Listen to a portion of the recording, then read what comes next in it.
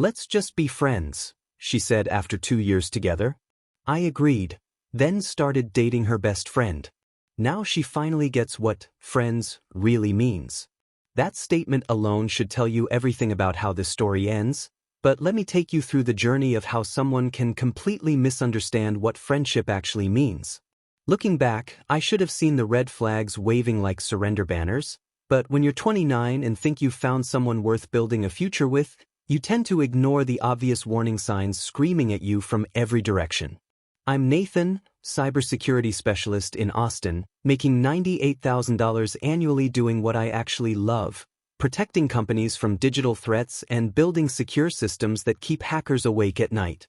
Nothing glamorous, but it's stable work that pays well enough for me to own a modest 3-bedroom house I bought for $285,000 in a decent neighborhood where I can actually park my car without worrying about it disappearing overnight. I'm the kind of guy who reads security briefings for fun, keeps detailed budgets in color-coded spreadsheets, and genuinely enjoys the puzzle-solving aspect of my work. My idea of excitement is discovering a new vulnerability before it becomes someone else's nightmare, and I'm perfectly fine with that level of predictability in my professional life. Zoe was everything I wasn't: spontaneous, social, perpetually optimistic about opportunities that existed mainly in her imagination. At 26, she worked as a marketing coordinator for some trendy boutique downtown, pulling in $35,000 a year while somehow maintaining a lifestyle that would require triple that income to sustain realistically. She had this carefully curated Instagram presence with 3,200 followers who seemed genuinely impressed by her knockoff designer purchases and perfectly staged coffee shop photos. The woman could make a $12 Target dress look like it came from a Manhattan runway, and she had this infectious energy that made you believe anything was possible if you just manifested it hard enough. We'd been together 18 months when she moved in, and for 10 months she'd been paying $450 monthly toward what she called household expenses, while I covered the $2,100 mortgage, utilities, groceries, and basically every other cost associated with adult existence. She contributed the same amount most people spend on their monthly coffee budget toward living in a house that provided her with a private bedroom, full kitchen access, high-speed internet, premium cable package, and a backyard perfect for the Instagram content she was constantly creating. I told myself it was temporary, that she was working toward bigger things, that supporting someone you care about is what decent partners do for each other. The breakup came on a Tuesday evening in March, and I'll give Zoe credit for one thing: she certainly knew how to make an impression. I walked into my own living room after a particularly brutal day dealing with a ransomware attack at a client's firm, expecting maybe some dinner conversation and Netflix, instead finding my girlfriend sitting at my dining table with her laptop open and what appeared to be a PowerPoint presentation loaded and ready to go. The title slide read, "Relationship Evolution, Moving Forward Together," in some trendy font she'd probably spent 20 minutes selecting for maximum emotional impact. "We need to talk," she announced, gesturing toward the chair across from her like this was a business meeting I'd somehow forgotten to calendar. "I've been doing a lot of thinking about us, about where we're heading, and I think it's time we evolved our relationship dynamic into something more mature and sustainable." I sat down, genuinely confused about whether this was some kind of elaborate joke or if my girlfriend had actually created a presentation to break up with me. Evolved our relationship dynamic? She clicked to the next slide, which contained bullet points about growth opportunities and mutual benefits. "I think we're better as friends, Nathan. We've built something really special here, but I need space to discover who I am as an individual. We've gotten so comfortable that we've stopped challenging each other to grow." The irony of someone who'd spent 10 months contributing $450 monthly to a $3,500 household budget talking about challenging each other to grow wasn't lost on me, but I let her continue her presentation because I genuinely wanted to see where this theatrical performance was heading. "What I'm proposing," she said, advancing to a slide titled, "Proposed New Arrangement," is a platonic partnership where we maintain the foundation we've built while allowing ourselves room for personal development. I could continue contributing to the household while using this space as a base during my journey of self-discovery. There was. She wanted to break up with me but continue living in my house at the same below-market rate while presumably dating other people and calling it personal growth. The audacity was almost impressive. So you want to dump me but keep paying $450 to live here? Her face shifted, the practiced presentation confidence cracking slightly. It's not dumping you, Nathan. It's evolving what we have into something better. We're great friends. We should build on that instead of forcing something romantic that's clearly run its course. When did it run its course? We haven't been intimate in 6 weeks, she said, clicking to what appeared to be a chart tracking our physical relationship. We barely talk about anything meaningful anymore. You work, I work, we watch TV, we go to bed. It's like we're roommates who occasionally hold hands. She wasn't wrong about the intimacy, but she'd conveniently omitted the part where she'd been staying out until 2 a.m. 3 nights a week for networking events, and coming home smelling like expensive cologne that definitely wasn't mine. The meaningful conversation issue might have had something to do with her responding to my questions about her day with one-word answers while scrolling through TikTok videos. And you think being friends will fix that? I think being honest about what we are will fix that, she said. We care about each other, but we're not in love anymore. We're just comfortable, and comfort isn't enough for either of us. I looked at her sitting there with her presentation and her bullet points and her carefully rehearsed reasoning, and something clicked into place. This wasn't about personal growth or friendship or evolving our dynamic. This was about maintaining her lifestyle while removing any obligation to contribute to our relationship emotionally, physically, or financially. You know what, Zoe? You're absolutely right. She blinked, clearly expecting more resistance. I am. We should definitely be friends. Real friends. The kind who split dinner checks and make plans in advance and respect each other's boundaries. Her smile faltered slightly. Exactly. That's exactly what I mean. Great. Then as your friend, I should mention that friends don't typically live together unless they're splitting expenses equally. And friends definitely don't have access to each other's Netflix passwords and family phone plans. The color drained from her face as the implications hit her. Nathan, I just meant. I know exactly what you meant. And I think this friendship is going to be really educational for both of us. She tried to backtrack, suggesting maybe we could transition slowly, but I was already mentally calculating how much money I'd save without subsidizing her lifestyle. For the first time in months, I felt genuinely excited about my future, and it had nothing to do with the woman sitting across from me with her PowerPoint presentation and her carefully planned manipulation disguised as personal growth.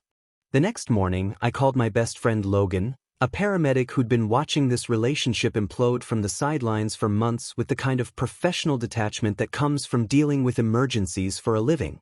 Logan had zero filter and a talent for cutting through nonsense that I desperately needed at that moment. Plus, he'd been divorced from someone remarkably similar to Zoe, so he understood the dynamics I was dealing with better than most people. She wants to be friends? Logan laughed when I explained Zoe's PowerPoint breakup. Bro, she doesn't want friendship. She wants all the benefits of dating you without any of the obligations. That's not friendship, that's being a parasite with better marketing. He was absolutely right, but I needed to see how far Zoe would take this friendship concept before she realized what it actually meant. Within 24 hours of moving out, she was already testing the boundaries with requests that revealed exactly how she'd been viewing our relationship all along. The first text came at 7:30 a.m. Emergency grocery run needed. Out of coffee and have a client meeting at 9. Can you grab some of that expensive brand I like and drop it off? Emergency grocery run. For coffee. That she could buy herself at literally any store between her new apartment and her office, but apparently expected me to purchase and deliver because we were friends now. I responded 3 hours later, sorry, was in meetings. Hope you found some coffee. Her next message arrived within minutes. Nathan, I really needed that coffee. I thought we agreed to help each other out as friends. We did agree to be friends, I replied. Friends don't typically handle each other's emergency grocery shopping though. That's more of a boyfriend service. The typing bubbles appeared and disappeared several times before she sent, fine. Can you at least update the Netflix password? It's not working anymore. I'd changed all the streaming passwords the night before, along with removing her from my family phone plan and Amazon Prime account. Real friends don't share subscription services unless they're splitting the bills, and Zoe had never contributed $1 to any of these expenses during our entire relationship. Netflix requires separate accounts for friends, I explained. They have a great single-user plan for $8.99 monthly. This pattern continued for weeks. Zoe would request something she'd taken for granted during our relationship: access to my accounts, inclusion in my weekend plans, rides to the airport, help moving furniture, and I'd respond with the same energy I'd give any casual acquaintance. Polite, but not accommodating. Friendly, but with clear boundaries. The breaking point came when she showed up uninvited to my house on a Saturday morning, using the spare key she'd somehow forgotten to return, expecting to join me and Logan for our weekly barbecue prep. I was seasoning ribs for a company gathering I'd planned with several coworkers from my cybersecurity firm when I heard my front door open and Zoe's voice calling out like she still lived there. "Hey, I brought potato salad for the barbecue. Store-bought, but it's the good kind from Whole Foods." Logan and I exchanged glances. This was going to be interesting. "Zoe," I said calmly, "what are you doing here?" "It's Saturday barbecue day. I always come to Saturday barbecue day." She set the potato salad on my counter like this was completely normal behavior. I figured as friends we could still maintain some of our traditions. "Friends get invited to barbecues," Logan said bluntly. "They don't just show up because they know where you hide the spare key." She looked genuinely confused, like the concept of being invited to social events was completely foreign to her. "But we always do this together. It's our thing." "It was our thing when we were dating," I explained. "Now we're friends, and friends respect boundaries. They ask before coming over. They don't use keys to other people's houses without permission." Her face went through several emotions: confusion, annoyance, then that familiar entitled indignation I'd seen whenever someone suggested she couldn't have exactly what she wanted when she wanted it. "So you're saying I'm not welcome here anymore?"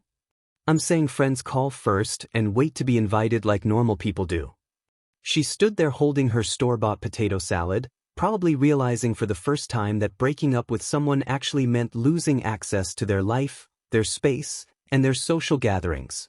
The barbecue wasn't just about food, it was about the community I'd built, the relationships I'd maintained, the social life she'd enjoyed without contributing anything meaningful to it. "This is ridiculous, Nathan. We're adults. We can maintain a friendship without all these petty rules." Logan stepped forward, his paramedic training probably kicking in as he recognized someone in denial about reality.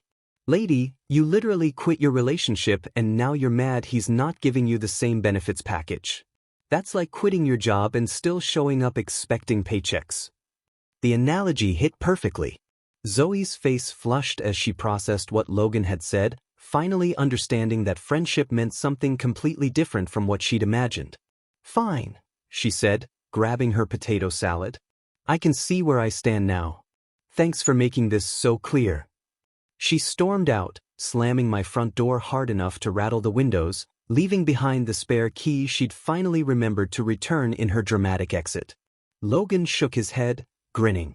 That woman really thought she could have her cake and eat it too. How long do you think before she realizes what she actually gave up? "Give it another few weeks," I said, watching through the window as Zoe sat in her car, probably trying to process what had just happened. Real friendship is about to get very educational for her. Logan was right about the timeline, but even he underestimated how spectacularly Zoe would misunderstand the concept of boundaries. Despite returning her spare key in that dramatic exit, she somehow convinced herself that our friendship still entitled her to special access to my life, my space, and my social gatherings. The violations started small but escalated quickly into territory that would have been inappropriate even when we were dating. The first incident happened during my company's quarterly barbecue, an event I'd been hosting for my cybersecurity team for 2 years. These gatherings were important for team morale and relationship building with colleagues I genuinely respected and enjoyed working with. I'd spent the morning preparing my famous dry-rubbed brisket and setting up the backyard, expecting 12 coworkers and their partners for an afternoon of good food and better conversation about everything except network security and threat assessments. Around 2 p.m., just as people were arriving and I was explaining my smoking technique to a new hire, Zoe appeared in my backyard like she'd materialized from thin air. She was wearing a sundress I'd never seen before and carrying a bottle of wine, acting like she belonged there despite having no invitation, no prior communication, and no legitimate reason to be anywhere near my property. Hey everyone. Sorry I'm late. Traffic was absolutely insane coming from downtown. She announced this to my confused coworkers while walking directly to my outdoor speaker system and connecting her phone to change the music I'd carefully selected for the gathering. My colleague Marcus, a senior analyst who'd met Zoe several times during our relationship, looked at me with obvious confusion. Didn't you guys break up? We did, I said, loud enough for Zoe to hear. 3 weeks ago. Zoe turned from the speaker system with a bright smile that didn't quite reach her eyes. We're friends now. Nathan and I decided we're much better as friends, so we're maintaining all the good parts of our relationship without the complicated romantic stuff. The awkwardness was immediate and palpable. My coworkers exchanged glances that clearly communicated their secondhand embarrassment at witnessing whatever this situation was supposed to be. These were intelligent people who understood inappropriate behavior when they saw it, and Zoe's uninvited appearance at a professional gathering was setting off alarm bells for everyone except her. She proceeded to act as hostess for an event she hadn't been invited to, directing people toward food I'd prepared, explaining my smoking process to guests like she'd been involved in the preparation, and inserting herself into conversations about work projects she knew nothing about. When my boss complimented the brisket, Zoe jumped in with, "We've been perfecting that recipe for months," using the plural pronoun like we were still a team. Logan arrived an hour later, took one look at the situation, and immediately understood what was happening. He approached me while Zoe was busy explaining to my female colleagues why their boyfriends should treat them more like Nathan treated her, apparently unaware of the irony. Bro, she's literally crashing your work party and acting like she lives here. This is beyond inappropriate. I know. I'm trying to figure out how to handle this without causing a scene in front of my entire team. Let me handle it, Logan said with the kind of confidence that comes from years of dealing with difficult people in emergency situations. I speak fluent reality check. He walked over to where Zoe was holding court with 3 of my coworkers, gesturing dramatically while telling some story about her marketing insights that was clearly boring them to tears. Zoe, can I talk to you for a second? Logan's tone was polite but firm. Sure. Logan, right? Nathan's paramedic friend. I was just telling everyone about this amazing campaign I'm working on for. Yeah, that's great, Logan interrupted. Quick question though. Did Nathan invite you to this barbecue? The conversation stopped. Everyone within earshot was suddenly paying attention, probably sensing that something significant was about to happen. Well, I mean it's complicated. We're friends now, and I always come to Nathan's barbecues. It's kind of our tradition. But did he specifically invite you to this particular barbecue? Zoe's confidence faltered slightly. Not exactly, but friends don't need formal invitations to. Actually, they do, Logan said, his voice carrying the authority of someone who'd seen enough boundary violations to recognize the pattern. Friends absolutely need invitations to social events. That's literally how friendship works. You can't just show up places because you used to date the host. The silence was deafening. My coworkers were watching this unfold with the fascination people reserve for car accidents and reality TV shows. Zoe's face went through several expressions: confusion, embarrassment, then mounting anger as she realized everyone was staring at her. I don't think this is your business, Logan. It became my business when you made my friend's professional gathering awkward for everyone here. He gestured toward my colleagues, who were indeed looking uncomfortable. These people are trying to enjoy their Saturday afternoon, not referee whatever this situation is supposed to be. Zoe looked around the group, finally seeming to notice the expressions on everyone's faces. The polite smiles, the averted eyes, the body language that screamed, "We wish we were anywhere else right now." Nathan, she said, her voice rising slightly, are you going to let him talk to me like this? This was the moment I'd been dreading and anticipating in equal measure. My response would set the tone for every future interaction we had, and I could feel my entire team waiting to see how I'd handle someone who was clearly crossing major boundaries. Logan's right, Zoe. Friends get invited to parties. They don't just show up and take over. Her face went red. Take over? I brought wine. I'm being social. I thought this was what you wanted. What I want is for you to respect basic social boundaries, I said calmly. This is a work gathering that you weren't invited to. Showing up uninvited and acting like co-host is inappropriate. The meltdown was swift and spectacular. This is unbelievable. You're being cruel and petty, and frankly, it's embarrassing. I thought we were mature enough to maintain a friendship, but apparently you're too insecure to handle having me around your precious coworkers. She grabbed her purse and the wine bottle she'd brought, stopping at the gate to deliver her parting shot. Maybe when you grow up and learn how to treat people with basic human decency, we can try this friendship thing again.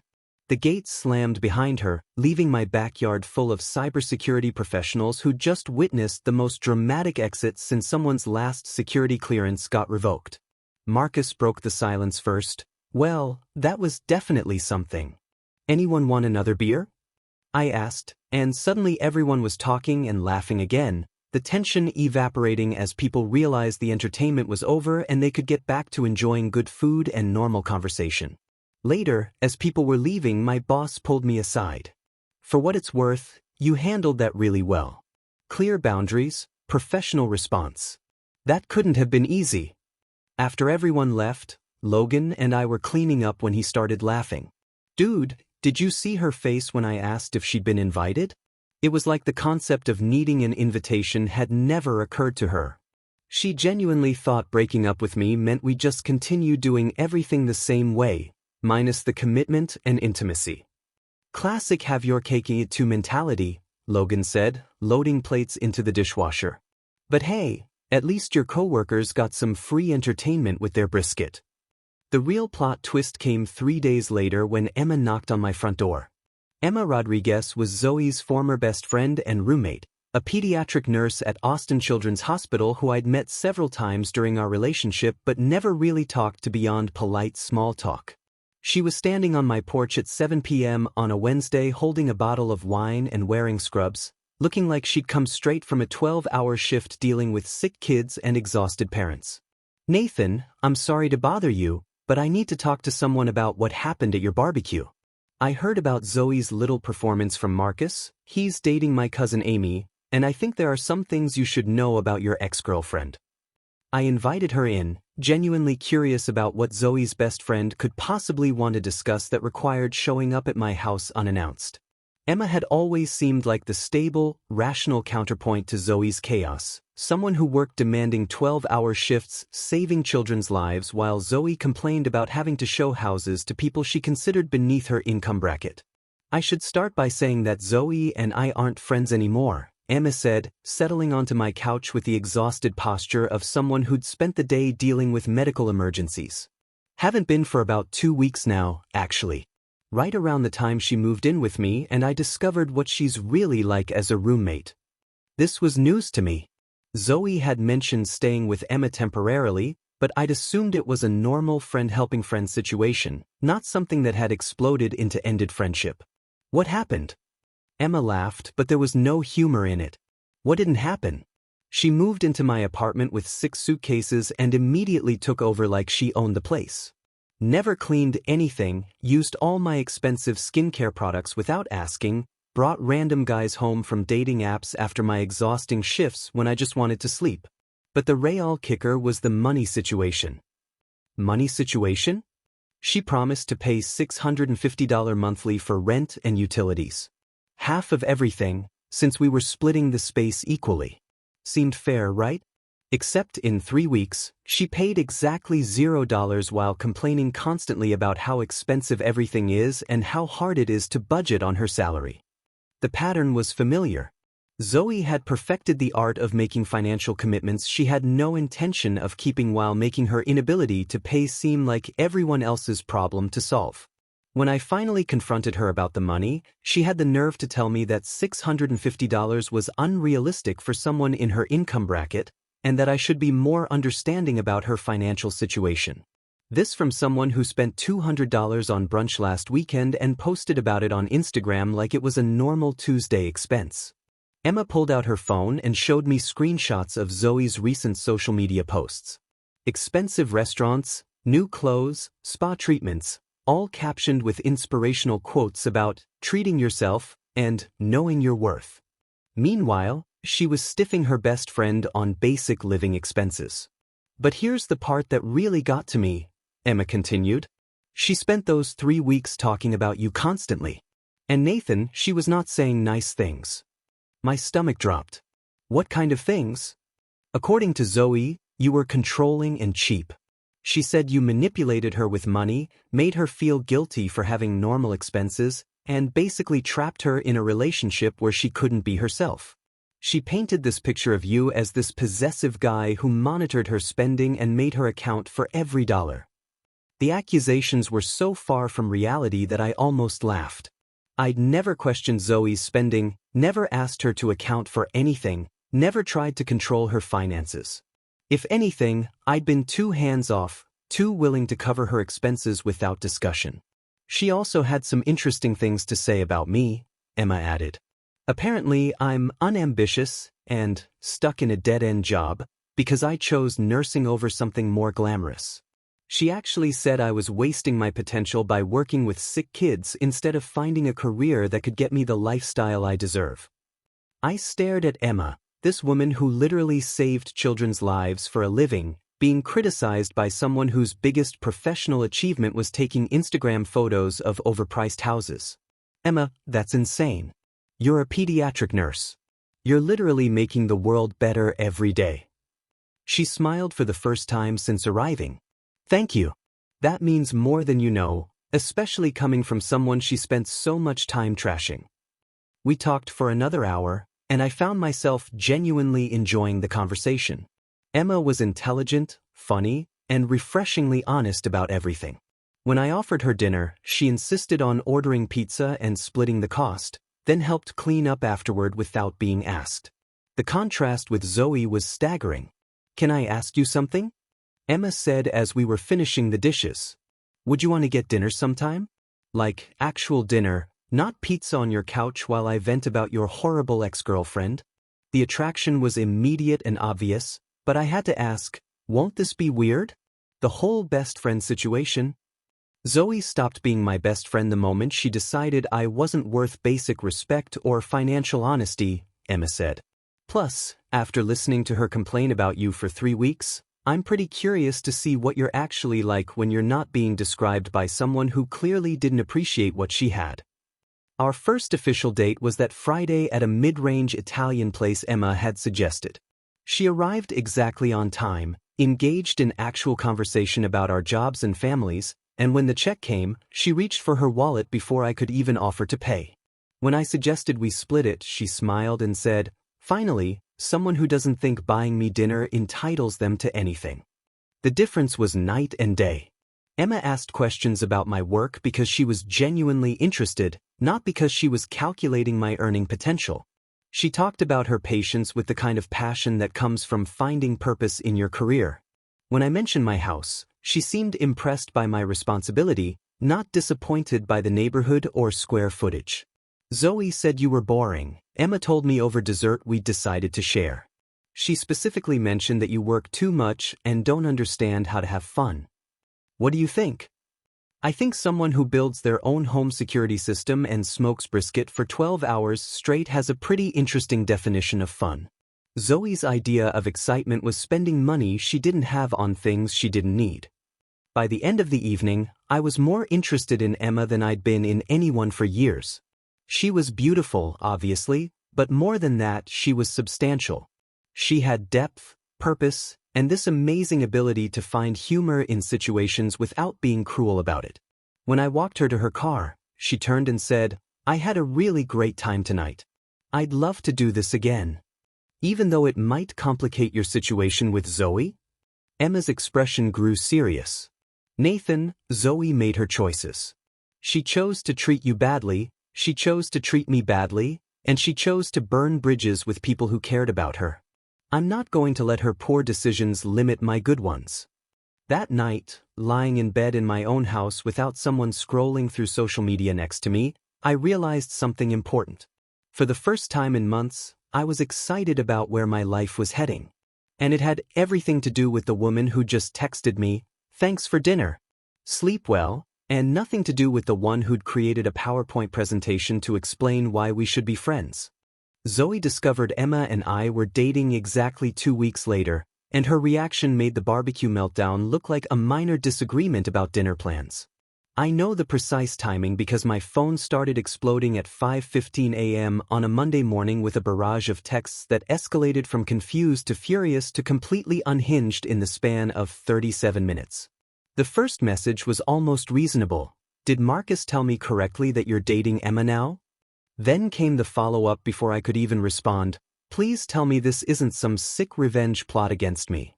By 5:30 a.m., the messages were coming in rapid-fire succession. "You're dating my best friend? How could you do this to me? This is so twisted and manipulative. You're only doing this to hurt me. Emma knows exactly what she's doing. This is betrayal on so many levels. I can't believe you'd stoop this low. You're both horrible people. This is psychological warfare. I hope you're happy destroying friendships. Answer your phone right now." 27 text messages before 6 a.m. I counted them while drinking my morning coffee and marveling at the level of entitlement required to send someone nearly 30 angry messages about their dating life 2 weeks after breaking up with them via PowerPoint presentation. The phone call started at 6:47 a.m. and continued every 12 minutes until I left for work. 19 attempted calls in 2 hours, each one going to voicemail because I was already running late for a client meeting and had no intention of starting my Monday with whatever emotional hurricane Zoe was brewing. I listened to the voicemails during lunch, and they were exactly what you'd expect from someone having a complete psychological breakdown over losing control of a situation they'd created. The messages alternated between sobbing pleas for me to reconsider this betrayal and angry threats to expose my true character to everyone we knew. One particularly unhinged message accused me of stealing her best friend as revenge for her wanting to be just friends, apparently forgetting that she was the one who'd insisted we weren't compatible romantically. By evening, her social media had exploded into a passive-aggressive wasteland of inspirational quotes about toxic men, fake friendships, and learning to recognize manipulative behavior. Post after post about knowing your worth and cutting toxic people from your life, with carefully chosen photos that painted her as the victim of some elaborate conspiracy.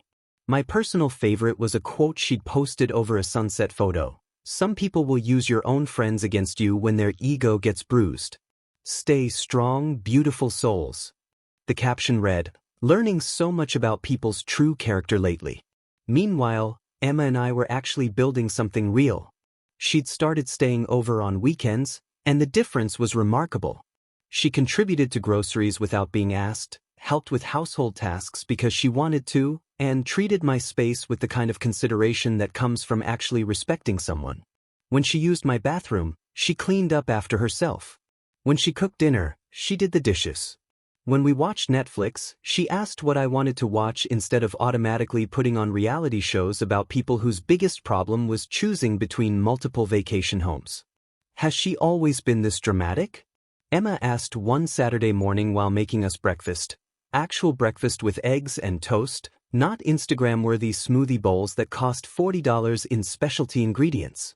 I'm starting to think I never really knew her at all, I admitted. She's acting like I personally destroyed her life by agreeing to be friends like she asked.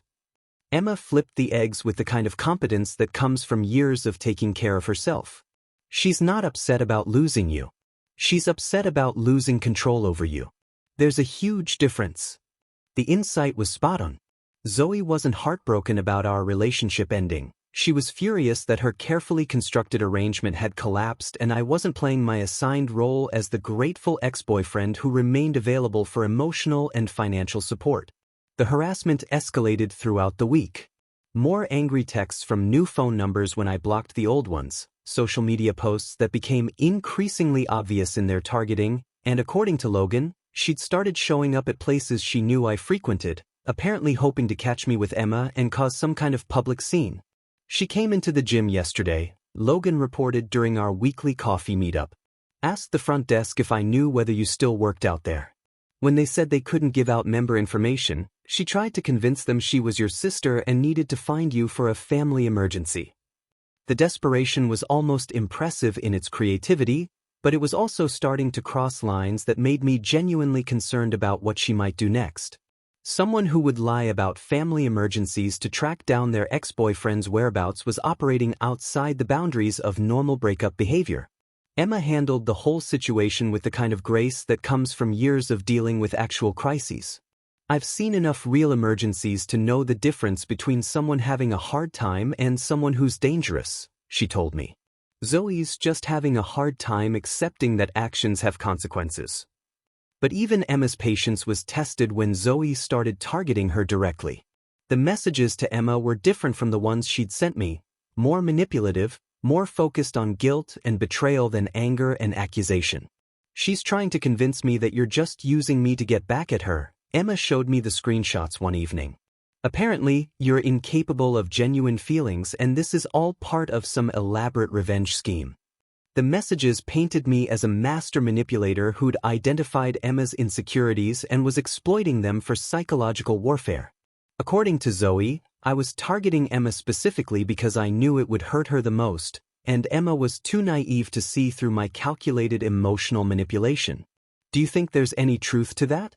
Emma asked, though her tone suggested she already knew the answer. If I were planning psychological warfare against Zoe, I said, I probably would have started by not covering her rent for 10 months while she called me her financial safety net. Emma laughed but then grew serious. She really did a number on your self-esteem, didn't she? The way you second-guess yourself, like you can't trust your own motivations or feelings. She was right. Living with someone who constantly questioned your character and painted your kindness as manipulation had a way of making you doubt everything about yourself. But being with Emma was helping me remember who I actually was underneath all the gaslighting and emotional confusion. I'm happy with you because you're wonderful, I told her. Not because I'm trying to hurt someone else. Zoe just can't accept that the world doesn't revolve around her drama. That night, Emma stayed over again, and as we fell asleep in my own bed in my own house with someone who actually wanted to be there, I realized that Zoe's meltdown was actually the best thing that could have happened. Her reaction to losing control was revealing exactly why she'd never deserved it in the first place. The financial collapse that followed was swift, brutal, and entirely predictable. Without my subsidies propping up her lifestyle, Zoe's $35,000 salary proved spectacularly insufficient for someone accustomed to living like she made triple that amount. The Instagram posts that had once showcased expensive dinners and designer purchases gradually shifted to vague motivational quotes about temporary setbacks and building character through adversity, which was influencer speak for, my life is falling apart but I'm pretending it's intentional. Logan was the first to report actual sightings of the financial carnage. Dude, I saw Zoe at Target yesterday buying ramen noodles and generic shampoo, he texted with obvious glee. She was using coupons and checking prices on everything. It was like watching someone discover that money is finite. The eviction from Emma's apartment had been the first domino to fall. After 3 weeks of promises about upcoming commission checks and temporary cash flow issues, Emma had finally given Zoe an ultimatum: pay the $650 in back rent and utilities, or find somewhere else to live. Zoe chose the dramatic exit, accusing Emma of being unsupportive during a difficult transition period and claiming that real friends don't put money before relationships. She actually told me I was being materialistic, Emma reported with genuine amazement. A woman who spent $200 on a single brunch called me materialistic for wanting her to pay her share of the electric bill. With Emma no longer an option, Zoe had briefly attempted to move in with other friends, but apparently her reputation as a financial liability had preceded her. The social media posts during this period became increasingly desperate, thinly veiled requests for help disguised as inspirational content about temporary challenges and learning who your real friends are.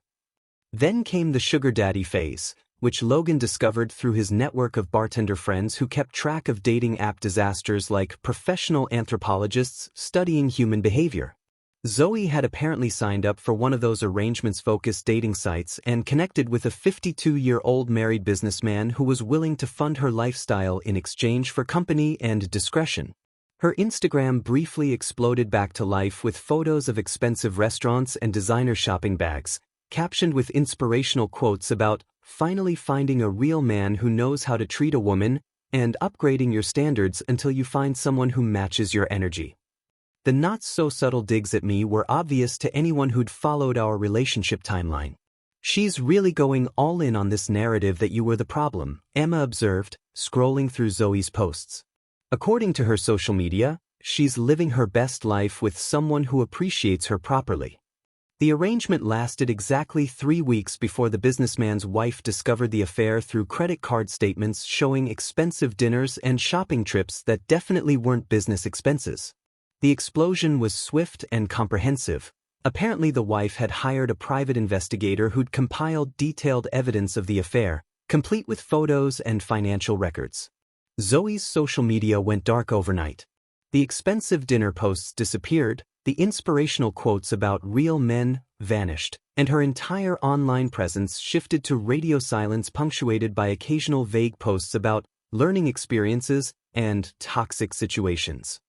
Logan got the full story through his girlfriend Sarah, who worked at a sports bar downtown where Zoe had apparently taken a job waiting tables.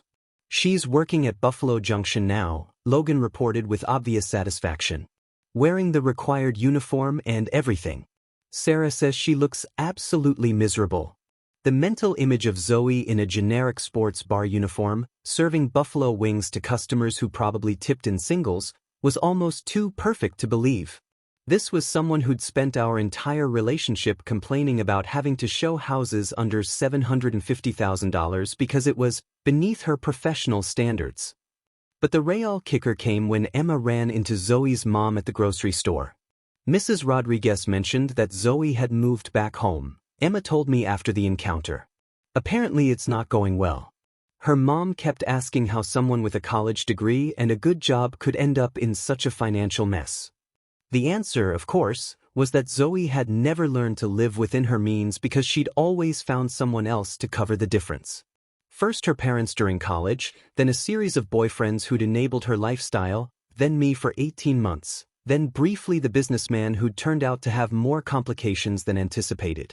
Her mom seemed genuinely confused about how Zoe had gotten so deep into debt, Emma continued. She mentioned something about credit cards and car payments and not understanding how someone making decent money could be broke all the time. The social media transformation was the most telling indicator of how far she'd fallen. The carefully curated lifestyle content had been replaced by generic motivational posts about new opportunities in hospitality and learning the value of hard work. Her follower count had dropped from 3,200 to under 800, probably as people realized her content had shifted from aspirational to desperately inspirational. She posted a photo of herself at work yesterday. Logan showed me his phone during our weekly coffee meeting. Called it "Building Character in the Service Industry" and tagged it with #HumbleBeginnings, #WorkHard, #GrowthMindset. The transformation from entitled lifestyle influencer to someone posting motivational quotes about the character-building aspects of waiting tables was almost too dramatic to believe. But the evidence was right there on her social media, documenting the complete collapse of someone who'd spent years living beyond their means. "Do you feel bad for her?" Emma asked one evening as we were cooking dinner together. Actual cooking, not ordering expensive takeout and photographing it for social media. I considered the question while watching Emma efficiently chop vegetables with the kind of competence that comes from years of taking care of yourself. I feel bad that she never learned how to build a life instead of just funding a lifestyle. But I don't feel responsible for her choices. The irony wasn't lost on me that Zoe's desperate attempt to upgrade her situation had led to the most dramatic downgrade possible. She traded a stable relationship with someone who genuinely cared about her for a series of increasingly desperate arrangements that had ultimately left her worse off than when she'd started. "She could have had a good life," Emma said, seasoning the vegetables. She just couldn't appreciate it because she was too busy looking for something better. Meanwhile, my life had improved dramatically in every measurable way. My savings account was growing steadily without the constant drain of someone else's expenses. My house felt like home again instead of a filming location for someone else's social media content. And most importantly, I was building something real with someone who valued stability over excitement and partnership over performance. The desperate midnight phone call came exactly 4 months after Zoe's PowerPoint breakup, and it was everything I'd expected and worse. My phone rang at 11:43 p.m. on a Tuesday, waking me from deep sleep next to Emma, who'd been staying over most nights since we'd made things official. The caller ID showed Zoe's number, which I'd unblocked weeks earlier because the harassment had stopped and I figured she'd finally moved on with her life. "Nathan? Oh, thank God you answered. I'm so sorry to call this late, but I really need to talk to someone who understands my situation." Her voice was different, smaller, defeated, stripped of the entitled confidence that had defined every interaction we'd had for 2 years. This wasn't the woman who'd presented a PowerPoint about evolving our relationship dynamic. This was someone who'd been genuinely broken by the consequences of her own choices. "What's wrong, Zoe?" "Everything's completely falling apart. I'm drowning in debt, my car's about to be repossessed, and there might be legal issues from that situation with Craig." Craig, apparently, was the married businessman whose wife had discovered their arrangement. His divorce attorney contacted me last week about potential testimony, and now I'm scared I might get dragged into court proceedings. She was crying now, real tears that carried none of the manipulative calculation I'd grown accustomed to during our relationship. "I've got $9,200 in credit card debt, I'm 3 months behind on my car payment, and my mom is threatening to kick me out if I don't start contributing to household expenses. I don't know what to do." The numbers were staggering but not surprising. Someone who'd been living on $35,000 annually while maintaining a lifestyle that required triple that income was bound to hit financial rock bottom eventually. What surprised me was how quickly it had happened once the safety nets disappeared. "I'm sorry you're going through this, Zoe. That sounds really stressful." "Nathan, I know I have no right to ask this, but I need help. I need someone to help me figure out how to get out of this mess. You were always good with money and planning and seeing solutions to problems I couldn't handle." There was the real reason for the midnight call. Not apology, not genuine remorse, but another request for me to solve problems she'd created for herself. "What kind of help are you looking for? Maybe a loan to get caught up on my car payments? Or help negotiating with the credit card companies? You know how to talk to financial people in ways I don't understand. I'll pay you back as soon as I get stabilized." The familiar pattern was emerging even in crisis mode. Zoe's solution to financial irresponsibility was finding someone else to provide financial rescue, then making vague promises about future repayment that would never materialize. "Zoe, I'm not going to loan you money." The silence stretched for nearly a minute before she responded, her voice shifting from desperate to manipulative with practiced ease. "Friends help each other, Nathan. I thought we'd moved past all the pettiness and could be there for each other when things got difficult." "We did agree to be friends," I said calmly. "Remember? You said friends don't need the complicated romantic stuff, just the good parts of caring about each other." "Exactly. So you understand why I'm calling." "I understand perfectly. You want me to provide financial support without any relationship commitment or obligation on your part. But that's not friendship, Zoe. That's what we had before, and you specifically said you didn't want that anymore." Her breathing became irregular, the kind of hyperventilation that comes from realizing your manipulation isn't working and you're out of backup plans. "I made a mistake, okay? I was wrong about us. I was wrong about what I wanted. I realize now that what we had was special, and I threw it away because I was confused and scared and stupid. What we had was you calling me your financial safety net while planning to quit your job after we got married so you could focus on lifestyle blogging." "I never said that." "You literally said exactly that. Those were your exact words during your PowerPoint presentation about evolving our relationship dynamic." The silence this time was different. The silence of someone caught in their own contradictions with no way to rewrite history. Nathan, please. I'm begging you. I know I hurt you, but I'm desperate here. I'll do anything to make this right between us. You'll do anything except take responsibility for your choices or learn to live within your means. That's not fair. I'm trying to fix my life. By asking me to subsidize it again. That's not fixing your life, Zoe. That's finding another person to enable your lifestyle while you avoid dealing with reality. The conversation devolved from there into familiar territory, tears, accusations of cruelty, promises to change, threats about what she might do if I didn't help her.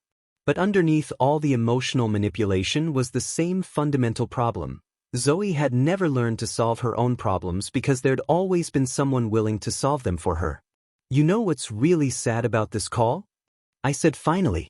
You still don't understand why we broke up. You think it was about money or commitment or compatibility. But it was actually about respect.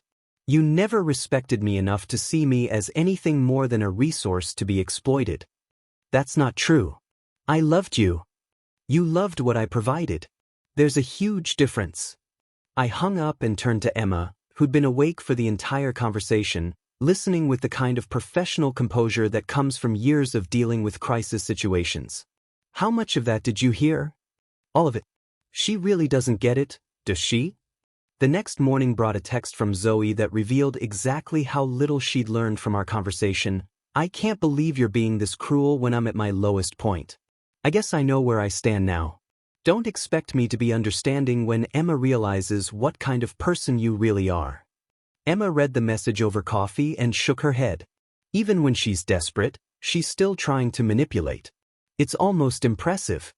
That afternoon, Logan called with news that put the final punctuation mark on Zoe's attempt to rebuild her life through other people's resources. Remember that married businessman situation? Well, apparently his wife's divorce attorney got wind of Zoe's financial desperation and decided she might be willing to testify about the affair in exchange for avoiding any potential civil liability. The legal complications were apparently more serious than Zoe had admitted. Craig's wife was seeking substantial financial damages in the divorce, and Zoe's involvement could potentially make her liable for some of those costs. The threat was enough to force Zoe into paying a $4,100 settlement to Craig's wife in exchange for a non-disclosure agreement that effectively ended any possibility of her discussing the situation publicly.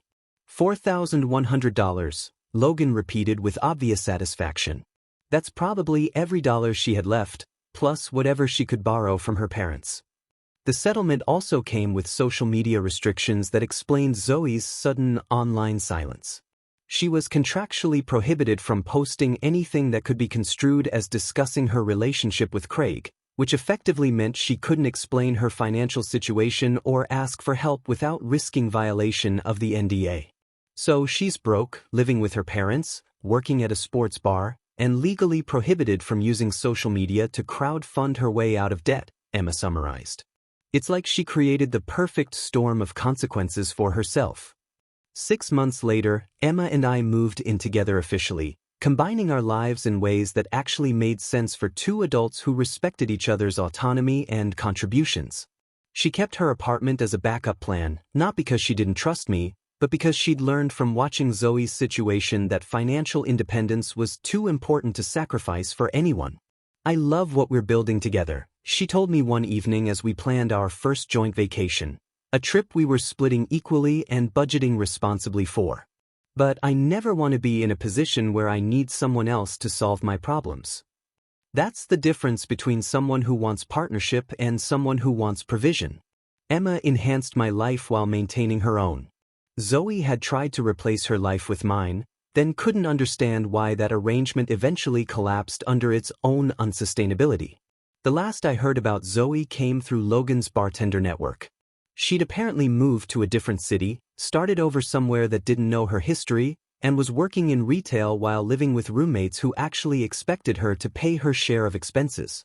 Whether she'd learned anything from the experience was anyone's guess, but at least she was finally living within her means, probably for the first time in her adult life. Meanwhile, Emma and I were building the kind of relationship Zoe could have had if she'd ever understood the difference between loving someone and using them. Real partnership, mutual respect, shared goals, And the kind of financial honesty that makes planning a future possible instead of just funding a lifestyle that looks good on social media. Sometimes people don't realize what they're throwing away until it's gone. But by then, the person they threw away has usually found someone who actually deserves them.